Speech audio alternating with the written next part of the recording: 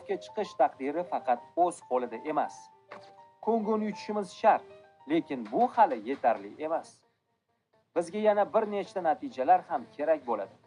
Meksika Chexiyaga yutqizmasligi, Janubiy Koreya Janubiy Afrikaga yutqizmasligi, Germaniya Ekvadorga yutqizmasligi, Cote d'Ivoire Kurasaoga yutqizmasligi, Ispaniya Urugvayni yutishi, Bosniya va Gersegovina Qatar bilan durang o'ynashi, Misr Eronni yutishi, Senegal va Iroq durang o'ynashi. Nega bular muhim?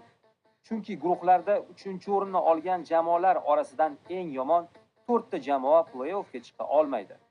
Afsuski, O'zbekistonning to'plar nisbatidagi holati juda og'ir. Bitta urilgan gol, 8 ta o'tkazib yuborilgan gol. Shuning uchun biz deyarli faqat ochkolar hisobiga keyingi bosqichga chiqishimiz mumkin. Sizningcha mo'jiza sodir bo'ladimi? Taxminlaringizni izohlarda yozib keting. Salomat bo'ling. O'zbekiston